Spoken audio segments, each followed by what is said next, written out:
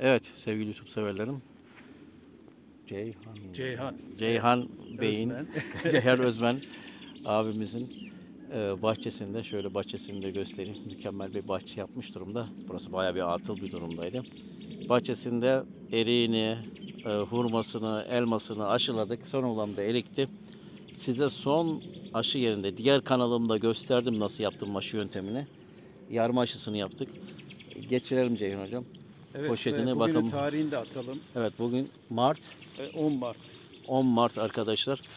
10 Mart olduğu için aşı yapıldığı zaman arkadaşlar aşıların doğumdan etkileniyor arkadaşlar. Doğumdan etkilenmemesi için kafasına poşet geçiriyoruz ve bağlıyoruz arkadaşlar.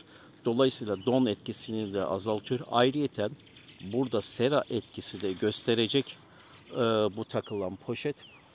Sera etkisiyle tomurcuklarına patlatması daha iyi olacak arkadaşlar. Şimdi şunun üstünden de Ceyhun hocam bir sana bir delik açalım. Bir bant Ha, bantla da bantla. Bantlayalım. Alttan bantıyla da bantlayacak arkadaşlar. Bugün tabii ben Bunu diğer videoda göstermemiştim. Bu videoda bunu göstermiş oluyorum. Evet, alttan bantlıyoruz. Evet. Evet, çok temiz bir aşı oldu. Yani su tutla yapılan İnşallah. aşıyı ben çok böyle temiz buldum. Zaten tutma başarı oranı da çok yüksekmiş. Yani pek de yani su tutu belki masraflı diye düşünebilirler ama aslında hiç de öyle değil. Bu beyaz şeyden, üstündeki beyaz şeyden bahsediyor arkadaşlar. Evet. Aşı macunun yerine su tut kullanmıştım. Kullandık. Elyaflı su tut arkadaşlar çok daha uygun. Deneyimlerimin sonucunda. Aşı yapmada kolaylık. Havanın sıcaklığı, yağan yağmurda aşı macunları çatlıyor ama su tut arkadaşlar çatlamıyor. Yarılmıyor da uzun sürede kalıyor. Dolayısıyla bitkinin de su kaybını da önlüyor. Şurada da bir delik açtı. Hava deliği açtı. İçerideki sıcaklık çok fazla olup da niye yaptık bunu? Aşı kaleminin kurumaması için arkadaşlar. Şimdi buna bir sıcaklık etkisi verecek ki sıcaklık da biraz çıksın.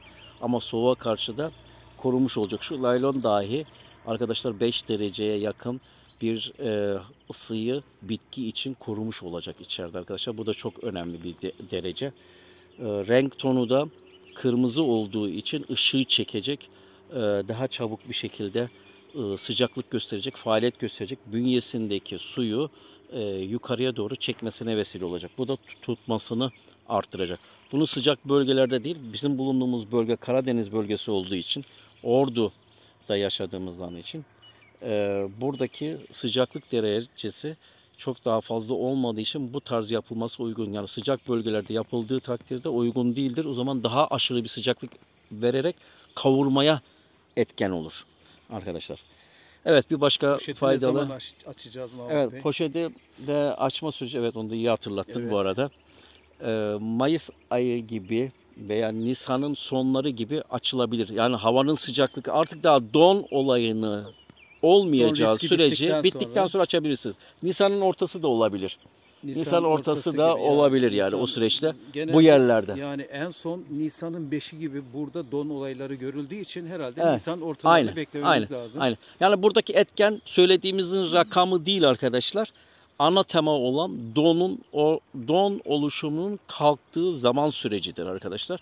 Bunlara dikkat edin. Birçok videoda bu olaylara dikkat edin. Çünkü yaşayan, yani coğrafya ile alakalı bir durum anlatılıyorsa kendi coğrafyanıza uydurmanız gerekiyor olayları. Bunu da belirtmiş olalım.